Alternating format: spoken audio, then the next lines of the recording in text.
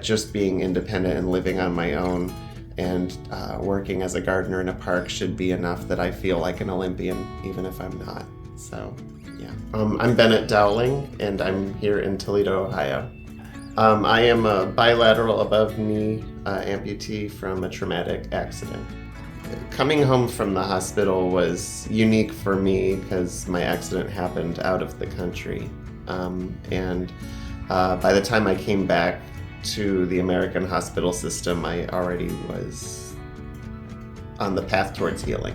So most of my transition here was figuring out things in my own house. That was my biggest fear, was coming home. Suddenly I had to navigate a small apartment on my own.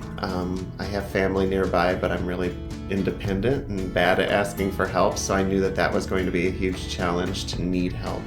I have been doing physical therapy with Stephanie Morgan, who is through one of the hospital networks here. She's specializes a lot with amputees, and I feel so lucky to have been led towards her through my prosthetist. Just an incredible person.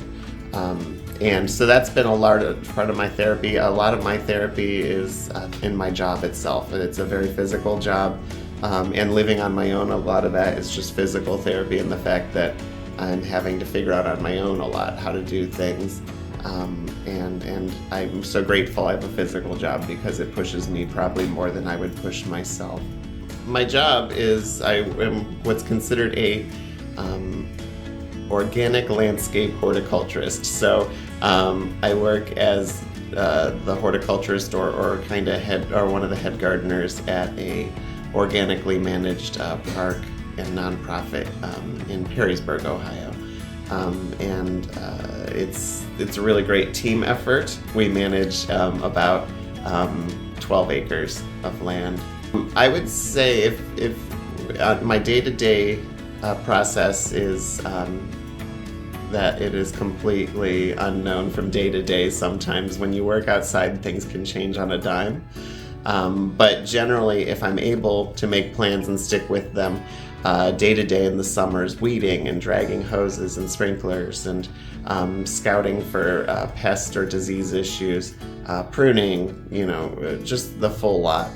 Fall is a lot of leaf removal, and spring is just absolutely overwhelmingly busy, but in a good way, with helping to get vegetable gardens in place and get the grounds ready.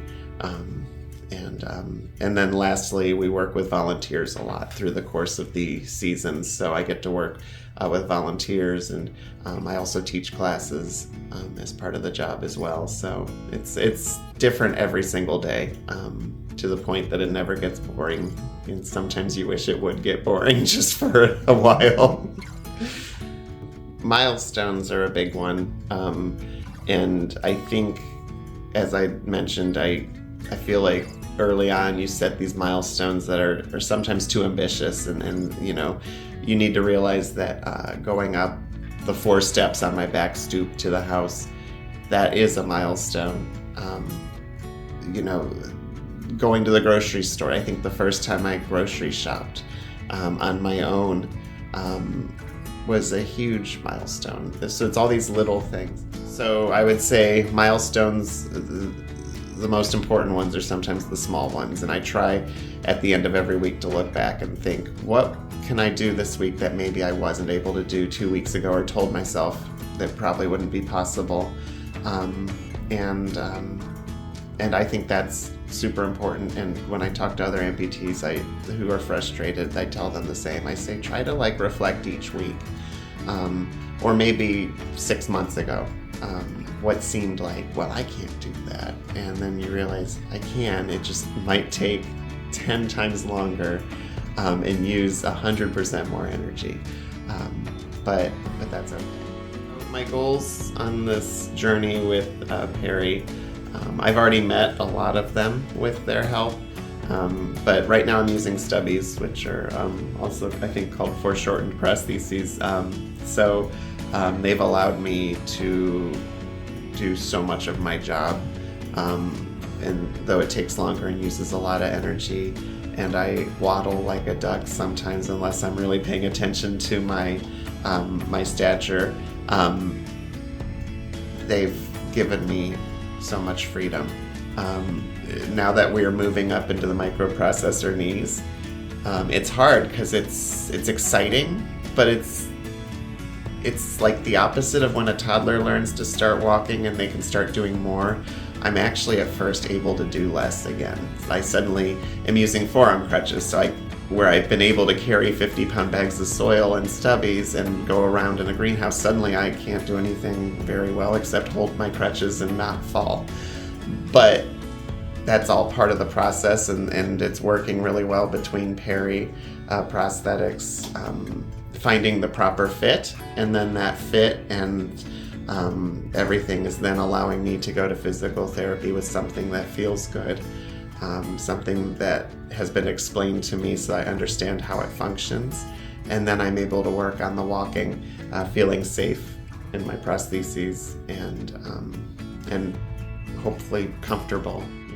I would say if I was talking to someone who was new to this situation, or if I was going back and talking to Bennett in June 2022, I would say that it will get better, but it's extremely difficult. A lot of things make it look easy when you research, but it's not. And that sometimes you physically will be there, but you emotionally won't. Sometimes your spirit's really good, but your body's hurting too much to do it.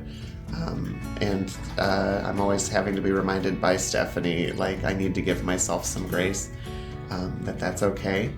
But I think I would, more than anything, say just be prepared for sometimes your mind and your body to not meet in the middle.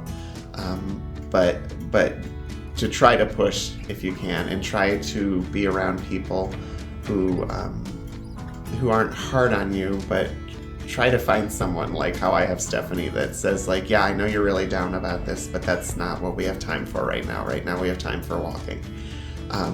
And so I think that's the most important thing, is find people who push you, but push you with love, not with shame or anything like that. I think early on, I wish someone would have told me to avoid inspiration in some ways. Like, I feel like I feel like it's good and bad to get online and start looking for inspirational amputees and stuff. It's wonderful, but you also have to be careful to remind yourself that they're further in their journey than you are, that maybe they have different or more resources than you had, and different support networks. So I think I more than anything wish people would have told me right away to be patient and not compare your journey to other people's journeys, because it's different for everyone.